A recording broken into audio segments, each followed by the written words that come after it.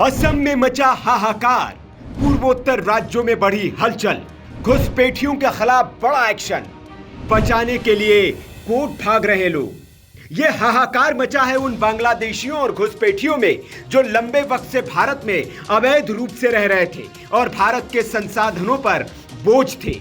लेकिन अब असम के हिमंत बिस्वा शर्मा की सरकार ने उन अवैध घुसपैठियों को देश से बाहर फेंकने की प्रक्रिया शुरू कर दी है। फॉरेनर्स ट्रिब्यूनल ने जिन घुसपैठियों को अवैध घोषित किया था, उन्हें पकड़ पकड़ कर अब भारत बांग्लादेश बॉर्डर पर नो मैंस लैंड में फेंक रहा है। दरअसल बांग्लादेश भी अपने नागरिकों को वापस लेने में नौटंकी कर रहा है, इसलिए सरकार इन नागरिकों को नो मैंस लैंड में ले जाकर फेंक रही है ताकि वहां से खुद वे अपने देश वापस लौट जाए। 27 से 29 मई के बीच पश्चिमी और दक्षिणी असम में कम से कम 39 घोषित विदेशी नागरिकों को नो मैंस लैंड में फेंका गया है। इसके बाद पूरे असम में खलबली मची है। लगभग 30,000 घुसपैठिए अंडरग्राउंड हो गए हैं, जिनकी पहचान की प्रक्रिया सरकार ने तेज कर दी है ताकि उन्हें भी पकड़कर देश से बाहर किया जा सके। दरअसल असम में हुई एनआरसी के दौरान जो लोग अपनी नागरिकता साबित नहीं कर पाए थे, उनको देश से खदेड़ा जा रहा है। इस बारे में जानकारी देते हुए असम के सीएम हेमंत बिस्वा शर्मा ने बताया, आने वाले दिनों में बहुत सारे विरोध प्रदर्शन होंगे। अवैध विदेशी हाईकोर्ट या सुप्रीम कोर्ट अपील करेगा। अगर किसी ने हाईकोर्ट में अपील नहीं की है तो उसका भारत में रहने का अधिकार समाप्त हो जाता है। लेकिन अगर घोषित विदेशी व्यक्ति ये दिखा सकता है कि उसने अपील की है तो हम उसे परेशान नहीं कर रहे हैं। हम कानून के दायरे में रहकर काम कर रहे हैं। राज्य में दो तरह के अवैध लोग रह रहे हैं, पहले वो जो भारत में अभी अभी नए आए हैं, दूसरे जिनको विदेशी न्यायाधिकरणों ने पहले ही विदेशी घोषित कर रखा है। सुप्रीम कोर्ट ने फरवरी में निर्देश दिया था कि ऐसे विदेशी जिन्होंने अपने खिलाफ आदेश के खिलाफ कोई अपील नहीं की है, उन्हें तत्काल देश से वापस भेजा जाना चाहिए। इसलिए कोर्ट के आदेश के बाद असम सरकार ने यह प्रक्रिया शुरू की है।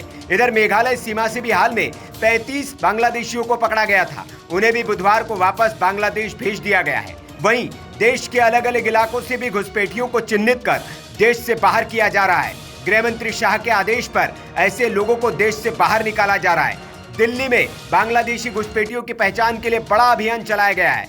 गुजरात, राजस्थान और मध्य प्रदेश में भी इसी तरह के अभियान चल रहे हैं और हर रोज सैकड़ों की तादाद में घुसपैठियों को पकड़ा जा रहा है जो अवैध तरीके से देश में रह रहे हैं। लेकिन बांग्लादेश अपने ही नागरिकों को वापस लेने में अब नानुकुर कर रहा है।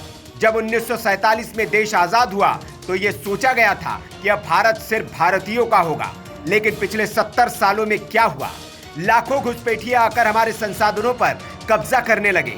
शांति, जनसंख्या और पहचान सब कुछ खतरे में पड़ गया। लेकिन अब असम कह रहा है, enough is enough. No man's land तुम्हारा घर नहीं है, ये तुम्हारी सजा है। गुवाहाटी हाईकोर्ट भी चौकन्ना है। अबू बकर और अकबर अली के परिवार वाले पूछ रहे हैं, हमारे भाई कहाँ हैं? सुप्रीम कोर्ट में एक 26 साल का लड़का कहता है, मेरी माँ को उठा लिया गया, कहीं वो नो मैंस लैंड में तो नहीं है? लेकिन सवाल उठता है, जब आपको पहले ही विदेशी घोषित कर दिया गया था तो अब कोर्ट क्यों याद आ रहा है?